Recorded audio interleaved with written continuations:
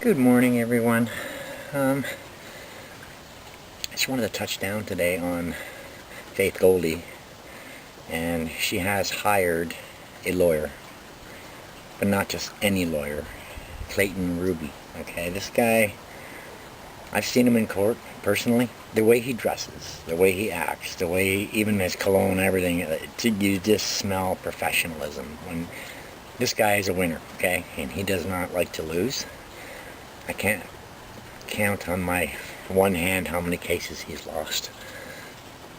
So basically, he's like the top of the tops, like he's in the caliber of Edward Greenspan and all them.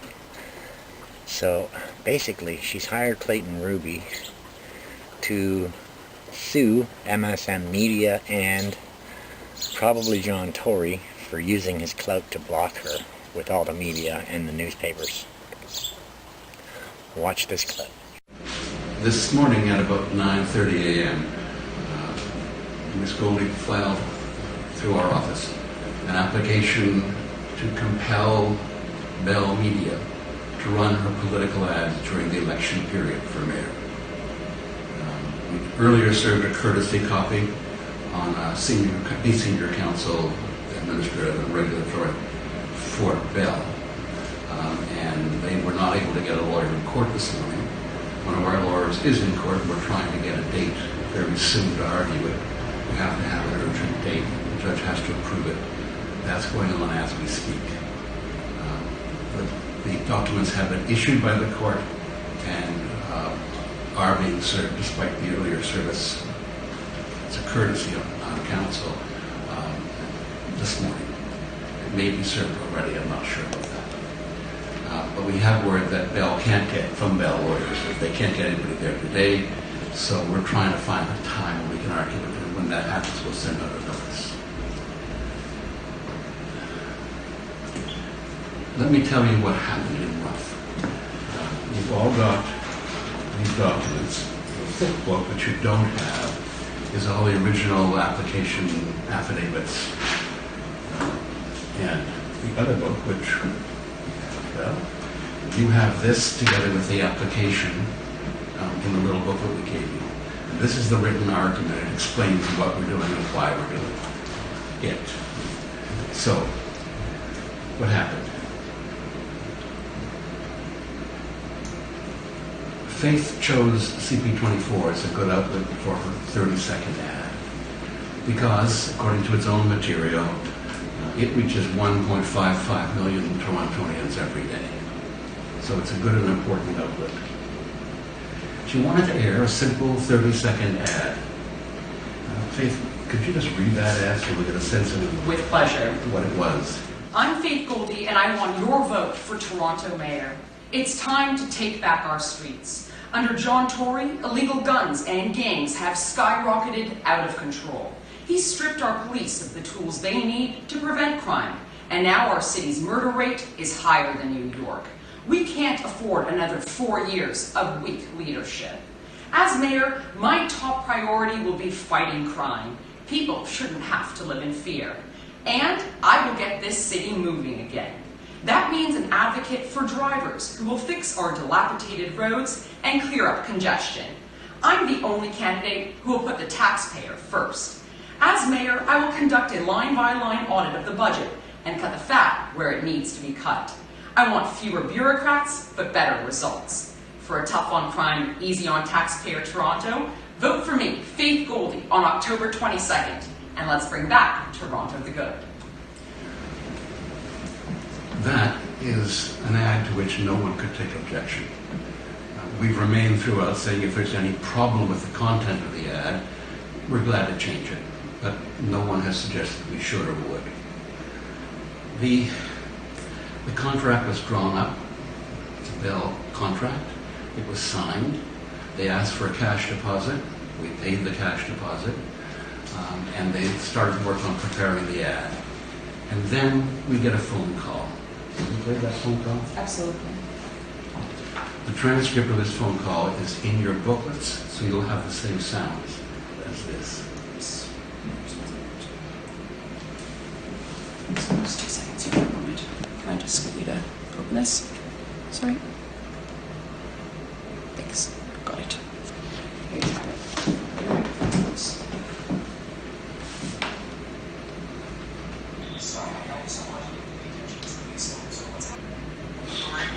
able to run the ads. We're very sorry for the inconvenience, and we're going to refund your money by next week. Okay, so what's the reason for not being able to run our ads? We won't be able to run the ads. We're sorry for the inconvenience, and we'll refund your money by next week. I'm a mayoral candidate, and as I understand it, rules are such that equal opportunity and access to media space is to be offered to all mayoral candidates. So what's happening here? James, I'm sorry, we're not going to be able to run the ads. We're sorry for the inconvenience, and we'll refund your money by next week. Is there a reason? I'm sorry. Where did these orders We're come not from? going to be able to run the ads. Where did these We'll orders? refund, I'm sorry for the inconvenience, and we'll refund your money by next week. Where did these orders come from? James, I'm sorry. We're not going to be able to run the ads. We're sorry for the inconvenience, and we'll refund your money by next week. I'm sorry. This strikes me as deeply Orwellian. You repeat the same sentence over and over again. Those are basic questions. I'm a mayoral candidate. My name's going to be on the ballot. I'm giving you a check, a certified check, so we know that the money's good. So what's wrong here? We have legitimate business transaction, and I'm a mayoral candidate, and everyone else, I'm guessing, has access to your ads except for me. Again, I'm sorry. We can't run the ads. I apologize for the inconvenience. I will refund your money by next week. It's clearly not a matter of can't, it's a matter of won't. So who is telling you that you are not able to run my ads? Again, Dave, I'm sorry. I'm not able to run the ads. Right, I can see the rule precisely now. Alright, Adam, you have a great day. Again, I'm sorry. Well, I know that these orders didn't come from you. I know that they came from above you.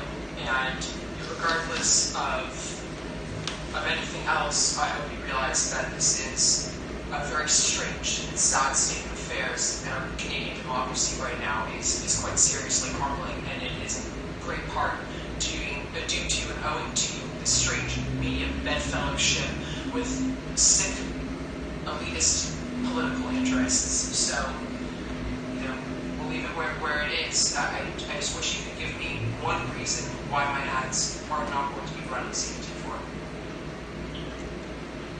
Again, I'm sorry for the inconvenience. We'll talk soon, Adam. Okay, bye. So, this case is not merely a case of a breach of contract. It's about how a democracy functions. The oxygen of free speech. You can't have elections that are meaningful and free.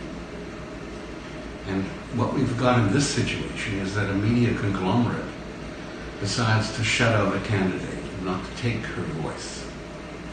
And that's incompatible with the kind of democracy we care about. So we're going to court to challenge that. The law is very clear at this point.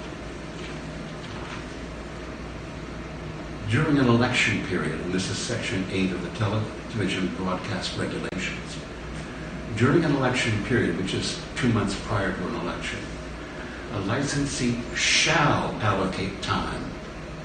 The word shall, not may, or if you like, or if you feel like it, or if you like the candidate. A licensee shall allocate time for the broadcasting of programs, advertisements, or announcements of a partisan political character on an equitable basis to all accredited political parties and rival candidates. Now, that is being, we think, not adhered to. So we're going to court to ask that that be enforced. And we're also asking that an understanding of the importance of it should reflect Canadian Charter of Rights and Freedoms, with its guarantee of freedom of expression. The government scheme sounds fine as a guarantee of free expression, if it would be followed. But if it's not, Section 24 of the Charter provides a remedy, and the court, we hope, will impose a remedy of an injunction saying you must do this. So that's the outline. If there's any questions, we're happy to have. Have you filed a complaint with the CRTC? No. It's unlikely that any complaint at the CRTC could be dealt with in the short period of time prior to an election. Previous cases like this in which a candidate's objected to their treatment by a broadcaster have led to judges suggesting they're in the wrong court. That may be done again, but in this case, the charter application is the proper home for a constitutional argument. It's the primary place where you make them. And there's no reason why under the Courts of Justice Act you can't ask the court to clarify the meaning of Section 8. Now, if an argument's made to the contrary, we're glad to. But most of those cases are cases involving free broadcasts and who's going to be invited to speak. They're not cases involving paid advertisements. The election is just weeks away. Are you hoping this can get expedited so the commercials can see the light of day? Because time, of course, is of the essence. Yes, we have a lawyer in court this morning who, together with the Bell people, who's not got a lawyer there, they didn't have time. We're going to try and get this on, we can Thursday or the following Monday, but the date can't be set just yet. Because Bell hasn't got a lawyer. Trying to go. You say that Bell is exercising a governmental function in selling airtime. Yes. That's also a proposition that's been rejected in similar cases like this. Could you explain what you mean by Bell being Sure. Whether you're government and the laws in this material, so you can read it more carefully, it depends on whether the function you are exercising is a governmental function, viewed, focused carefully on what you do.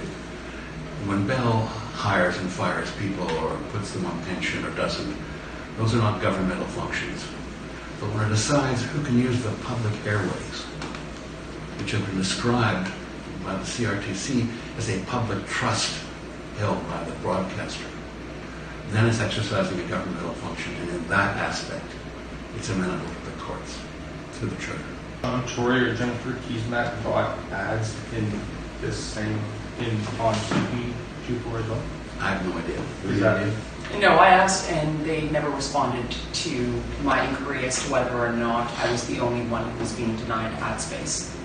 The CRTC describes that rule as a conditional, that if you sell to everybody, or if you sell to one, you have to sell to all.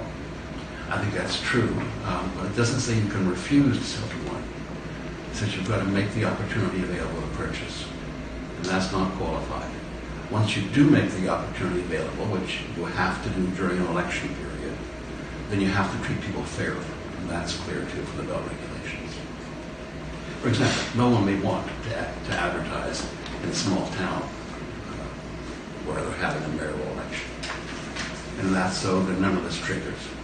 But if someone does want to advertise, they must, or shall, provide an opportunity. And that makes sense if you think about it. Otherwise, by shutting out marginal candidates in advertising and focusing news on the major candidates in a shifted, warped way, they skew the outcome of the election. And that's not what broadcasters are allowed to do. It's inconsistent with the values of the CRTC, and it's inconsistent with Canadian values. Can you explain to us what the difference is between equitable and equal? Sure. Equal means everybody gets the same. Equitable means you can adjust that to deal with issues such as importance, repetition, and the like. But that doesn't arise here. We're not being told that we're going to have less time. We're being told we can't have any time, and we're given no reason. Had they said anything more about the reasons? No. They said publicly that something about contravenes their standards. Well, you've heard the ad. If it contravenes their standards, I'll be very surprised. They haven't clarified what that might mean. No. I would have thought if it didn't meet their standards, they'd say, okay, let's change this. Or they'd explain why it didn't meet the standards and ask for another copy. So I think that's just an early knee-jerk response before they've thought it through. Because that ad is not one that anyone could reject. Thank you all for coming. We appreciate it. Thank you. your message to people who are not hearing your commercial? Tough on crime, easy on taxpayers. We're a no-nonsense platform that wants to put public safety above political correctness. On John Tory's watch, we've seen Toronto's murder rate skyrocket past New York City's. We've seen illegal gun crime up almost 200% in the last year alone. These are not the conditions that Torontonians are used to or should be subjected to. We have a common sense, results-oriented platform that focuses on giving police back the powers they used to have so that we can clean up our streets. Are you hoping that this gets pushed forward quickly so that your ads can see the light of day before the election? Because time, of course, is of the essence. There's no other option. We absolutely need to move forward with the utmost speed because we're 2 weeks away from E-Day, and the damages that have already been caused to this campaign through Bell Media's, I would argue, illegal actions have already been irreparable, and so we have to move forward with a tremendous amount of haste.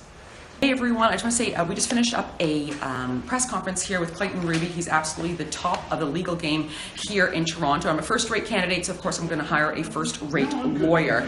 I want to tell you something very cool that happened behind the scenes that you folks didn't see. There was actually a gentleman who attended. I suppose he follows me on Twitter, and he's a resident at one of the nearby shelters called George Street, and he's come with a giant kind of manifesto, if you will, of things that we can do to make our city's shelter system better. And this is, of course, something that has been really the centerpiece of our platform going forward, and that's to put Toronto first. And we've really spotlighted our homeless. We want to take care of those who perhaps for various reasons, perhaps addiction or poor mental health has reared its ugly head. We want to make sure that our welfare system takes care of our own before we start to open up our gates to the world. So it was something that I was tremendously humbled by, and so I just kind of tell you a little bit about a very interesting guy. We're going to look through this, and we're going to be sure to pay him a visit. I've heard of George Street before. I've seen some of the respite plans of developments that they're trying to do. We want to make sure that it's a spending of taxpayer money that actually reflects the needs of people who are using their services and not just the fat cats at the top. Thanks so much for tuning in, folks. I really, really appreciate it. Thanks for all the support. For more on our campaign, faithfortoronto.ca. So that, I cut a few parts out because it was quite long. But that's the gist of it. And now MSM, still silent. I went through last night and this morning, and not one MSM, even though all those microphones were shoved in their faces from City TV and CTV and others, not one of them has done any video online regarding that interview. And I get the feeling they're blowing it off, trying to just hope it'll go away. But I can tell you right now, Clayton Ruby will not just go away, okay? And Faith Goldie must have got really good donations to afford him, because that guy, it costs outrageous amounts for that guy. But if she wins the lawsuit, she's going to have enough money to pay him and 50 other lawyers. So basically, as far as I know, all she's asking for is fair airtime and probably some apologies on TV apologies. And I'm not talking just a written letter saying we're sorry, Faith. I would want them to do it right on their own broadcast, to have their people come out and say, we illegally and immorally and unethically blocked Faith Goldie from being heard. And that is kind of what I'm hoping she will ask for. I would be. I'm just shocked that, you know, Clayton Ruby he doesn't do a lot of interviews and TV stuff. He kind of stays out of the TV eye. But when he does, it's serious, okay? And these people better fucking hire some really good lawyers, because I'll tell you right now, Clayton Ruby, you don't fuck with that guy, okay? He's, like I said, he's one of the premier lawyers and always has been in Toronto since I was young. I remember him when I was in my 20s, okay? In my early 20s. When he was young, and I tell you right now, the man is so professional. He's got so much respect in the legal community on both sides, from prosecutors and lawyers and judges. And everyone respects Clayton Ruby, okay? So the fact that he's standing up with Faith Goldie, and not just for money, you can tell his convictions are about democracy and about a fair voting electoral system. Which really isn't happening right now, and especially in Toronto, but even federally and provincially, it's corrupted, okay? So basically what I'm hoping is that they also ban the electronic voting machines from any federal or city elections and stuff like that, because those are rigged. and they are totally unusable. They're all owned by George Soros, the Nazi collaborator George Soros. Yes, that one. So basically, now I'm waiting to see what MSM has to say, and I will do a video on it when they actually do come out and say something. I'm not counting on it. I think they're really going to double down and try to block her even more, and it's going to backfire on them. They're going to end up paying her a lot of frickin' money. So anyway, that's the end of this video. I hope you have a great day. Shout out to all my subscribers and thank my new subscribers for joining. You're awesome. And we'll talk to you soon.